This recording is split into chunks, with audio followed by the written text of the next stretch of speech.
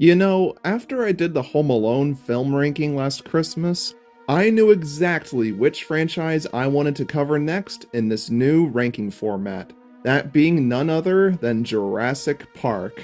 Ba ba ba ba ba ba ba ba. I love me some dinosaurs, so I love me some Jurassic Bark. This series, based off the science fiction novels by the late Michael Crichton, about an old man inviting people to his tropical private island high-tech paradise, filled with genetically engineered theme park attractions before they all break loose and run amok, is one of my favorite cornerstones of all of media.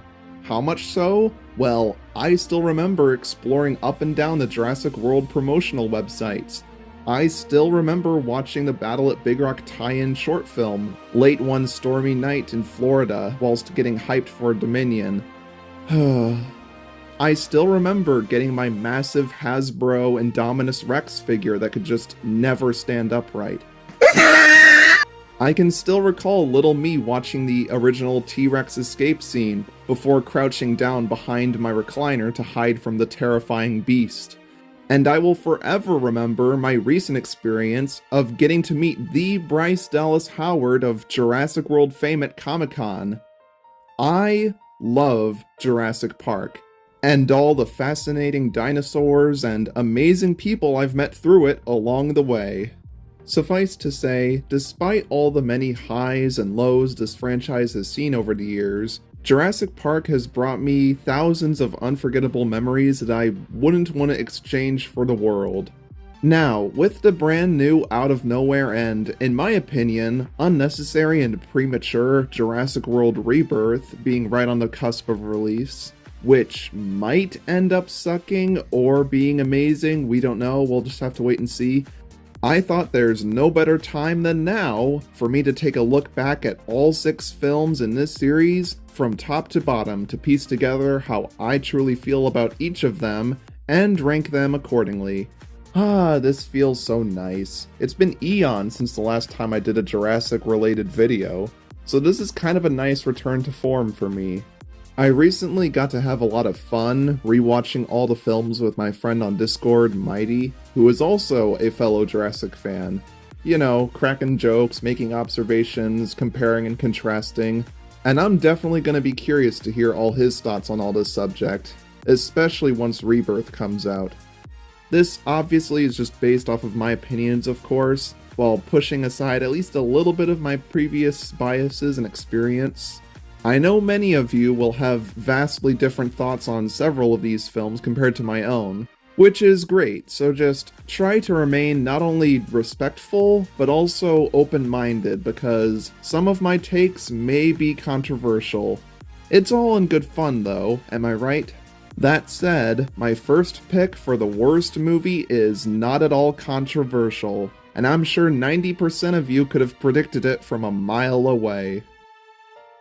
Number 6. That is one big pile of shit. I've made it no secret in the past with you guys, my family, or my friends that I detest this movie with every fiber of my being. Him? Not him. Not him. It's always him. Far more than I did in that old, outdated video of mine. So, basically like the rest of the internet then. After a turbulent 4-year waiting period between Fallen Kingdom and this film, I went into Dominion right off the heels of my high school graduation, trying to remain as blind to spoilers for it as possible, hoping it would end up being everything that it promised to be, everything I could wish for, the self-proclaimed epic endgame-style conclusion to the Jurassic era. And you can imagine my immense disappointment upon realizing the film hardly even attempted to be like what it set itself up as. For starters, were you somehow interested in the backstory behind the new clone girl Maisie from the last film? Well, now she's just an edgy, isolated teen with her lore retconned and overcomplicated. Fun. An example of damage control single-handedly making things worse. Oh, you wanted to see more of Blue the Velociraptor? Especially now that she has a random child out of nowhere? Pretty much just an afterthought. Oh, you're excited to see the classic cast from that beloved first movie, now back and interacting with the new characters? Well, while they aren't ruined necessarily, they don't entirely feel like their proper selves. They only get to meet the modern cast in the last 10 minutes, and everybody's goals are either about saving their kidnapped daughter or stopping giant bugs. Huh?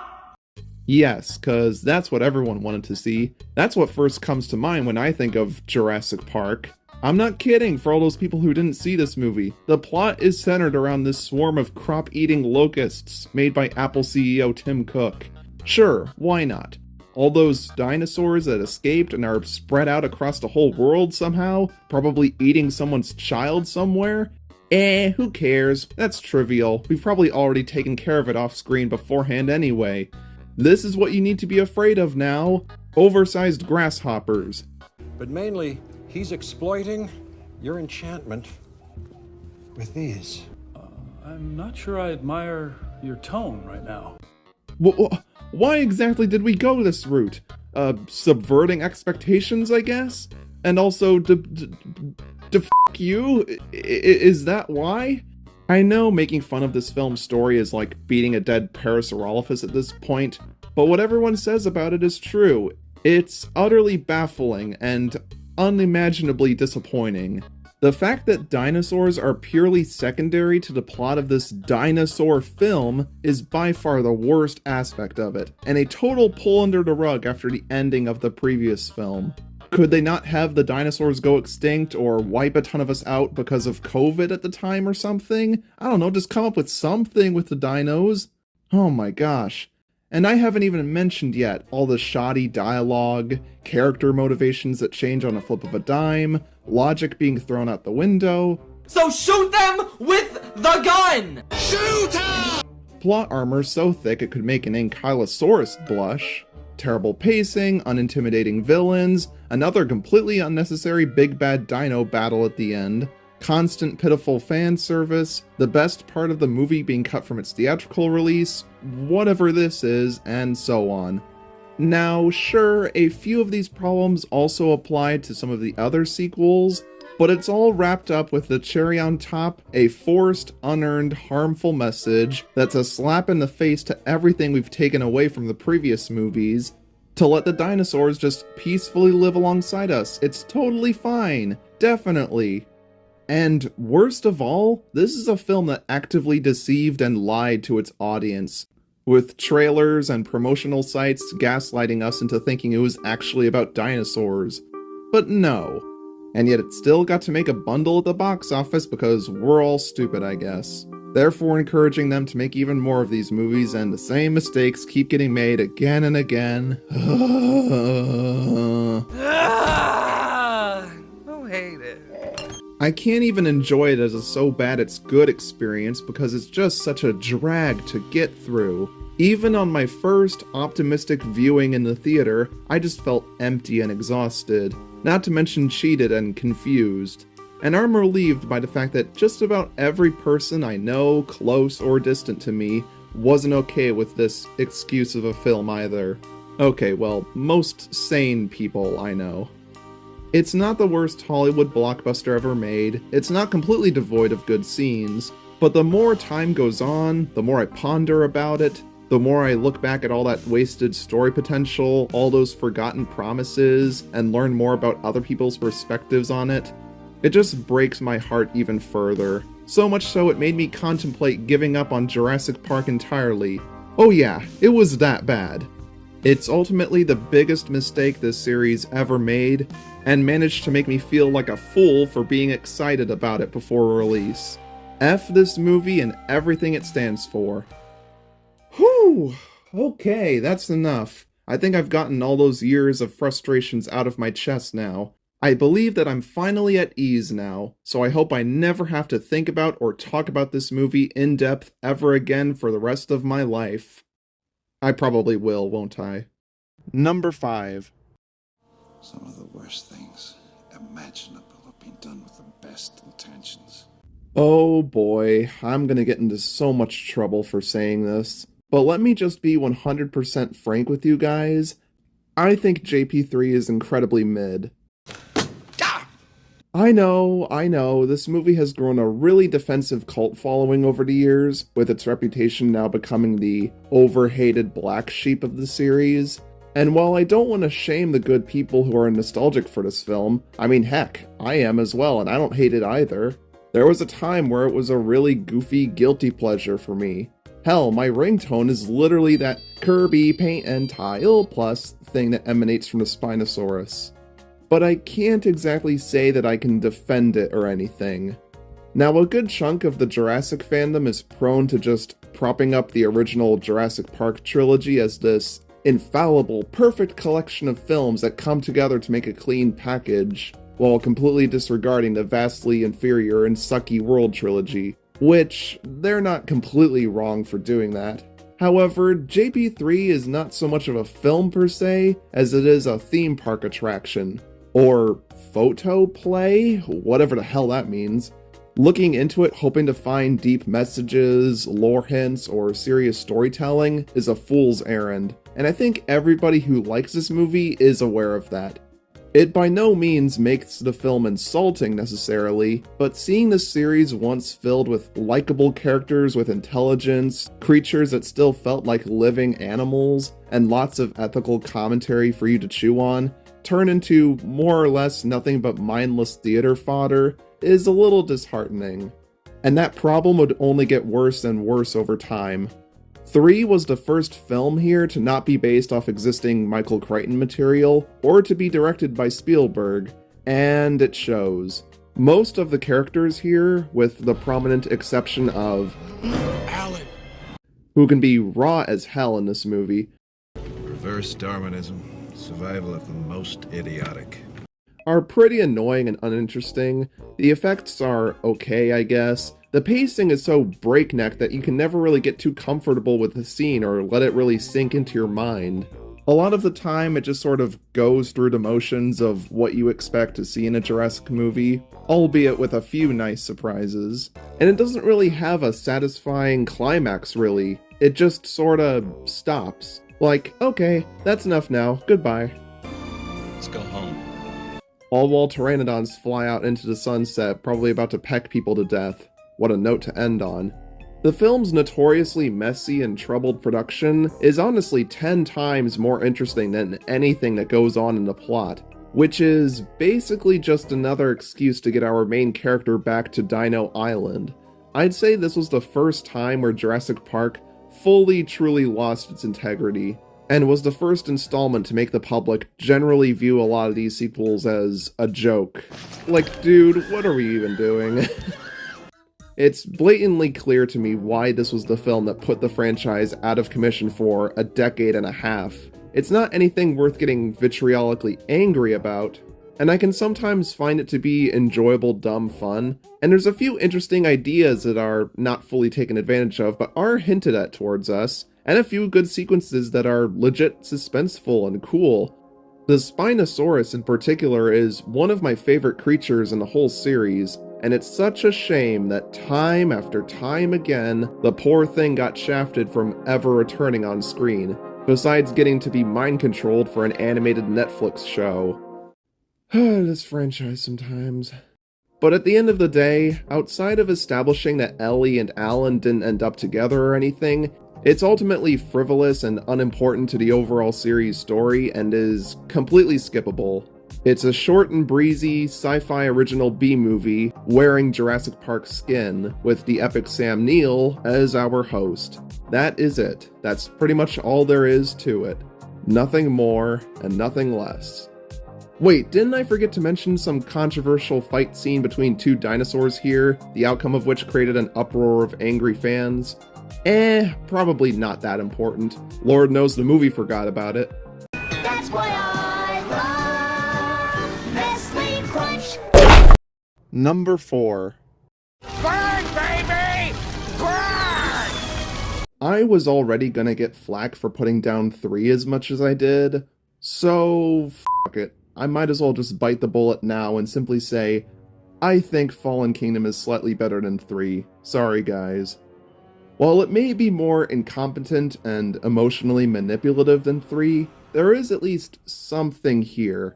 Now, as was the case with the first Jurassic World, I was all over this movie when it came out, following the fan speculation and marketing campaign near religiously, to a detriment even, as it caused the final film-going experience to feel like 90% of it was already revealed to me.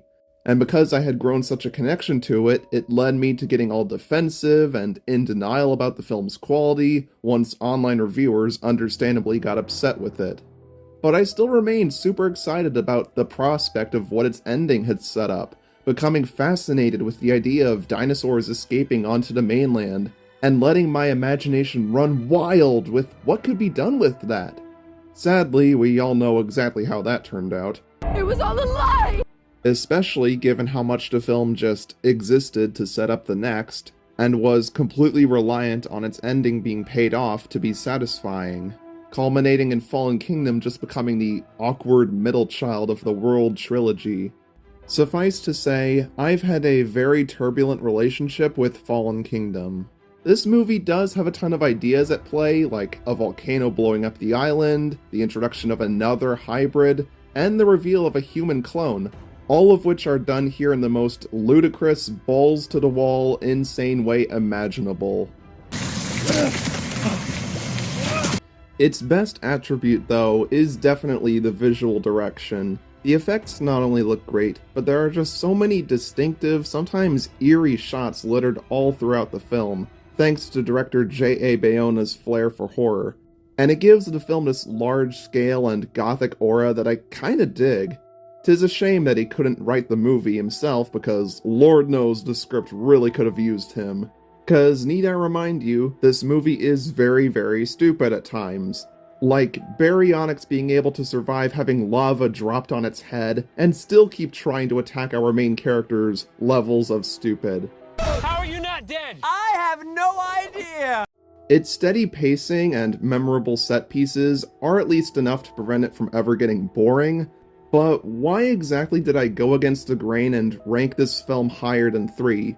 Well, to put it simply, Fallen Kingdom, as half-brained and high and mighty as it can be, it actively took the step forward and progressed the franchise into a new direction that we were waiting to see again for years, and got me and even people who hated the film intrigued to see what comes next. Fallen Kingdom actually added something to its franchise.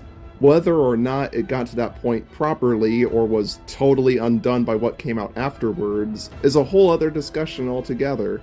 Meanwhile, what did JP3 add to the series all on its own?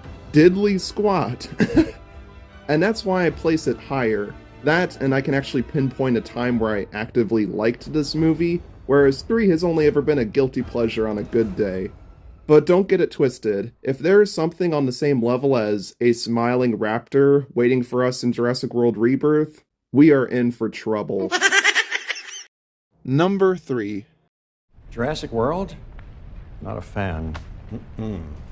Believe it or not, guys, there was a time where I deemed Jurassic World as my favorite movie, like, ever, just in general. Come on, guys, I was like 10 years old, cut me some slack. Words alone cannot even express enough just the sheer level of hype that I felt during the pre-release period of this movie, and how getting to witness it in the theater had me smiling from ear to ear. After 3 had really made sure that nobody took these movies seriously anymore, Universal and crew went out of their way to make sure that this long-awaited grand return to Isla Nublar was as much of a safe bet crowd-pleaser success as possible, bringing in a new cast of Bryce Dallas Howard and Chris Pratt as Claire and Owen, bringing in a new director, Colin Trevorrow, and introducing concepts like an open theme park, training velociraptors for military purposes, and a brand new big bad evil hybrid dino, the Indominus Rex. Ooh! The quality of the film pretty much relied on how well it handled these controversial ideas, so how did it do them? Well, I for one adore seeing the actual theme park open and running, and functioning in a way that feels totally authentic, even if it kind of rides over John Hammond's character arc of wanting the dinosaurs to be left in peace. The Indominus Rex is a decently threatening antagonist that feels well built up, And as batshit ridiculous as it can be, the movie treats the weaponized dinos the most sensibly and conservatively out of all the films, which is saying a lot. But yeah, as many others have said, this is still easily the best of the World trilogy, despite it not being close to being amazing. Often hailed as being the Force Awakens of Jurassic Park, as it's slightly derivative of the first, but still having enough of a solid foundation and enough new ideas for it to stand on its own legs. Or at least here it does. I don't know about Star Wars. The characters and dialogue aren't anything amazing, especially with the kids who I mostly just do not care about. But I think Owen is at his best here, and Claire starts off fine but gets better as these movies go along. Some of the action is fun, if very mindless and popcorn-esque, and the member berries, while not awful, can get a tad annoying.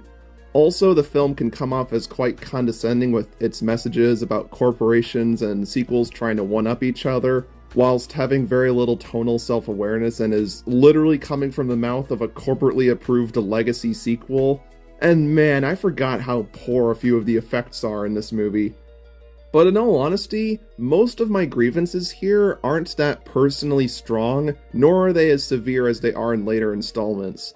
So what we have left is a silly, good old fun time that may have had a bad influence on modern Hollywood. It means a lot to my past, even if I don't return to it regularly now. But I will never forget the time when little young me, in the theater, cheered at the T-Rex being lured by a flare out to defeat the I-Rex, and crying when she roars atop that mountain over what's now become her turf. If that's the high note this movie wants to go out on, then I shall follow suit.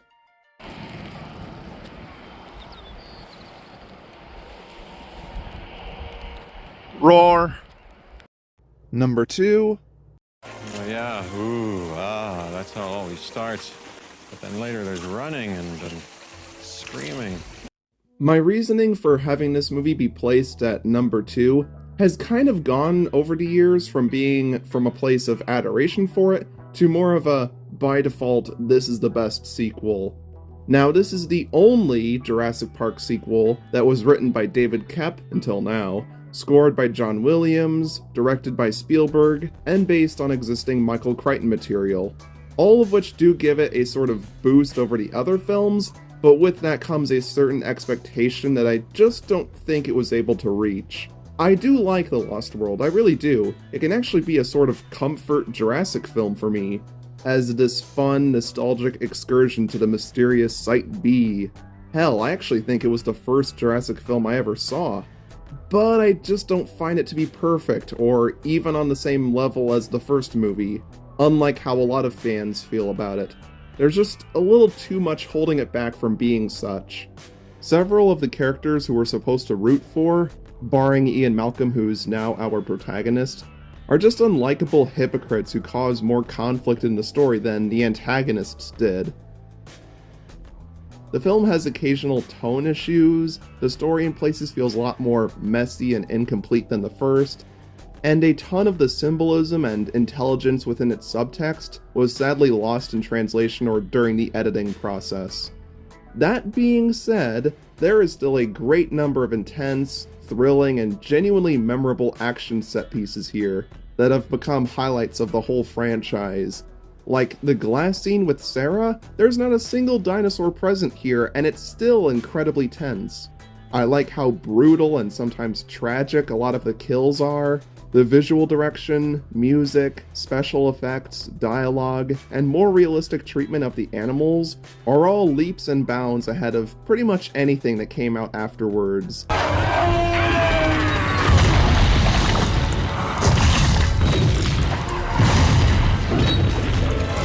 And of course, the late Pete Postlethwaite's performance as Roland Tembo makes him easily the best character in the whole movie.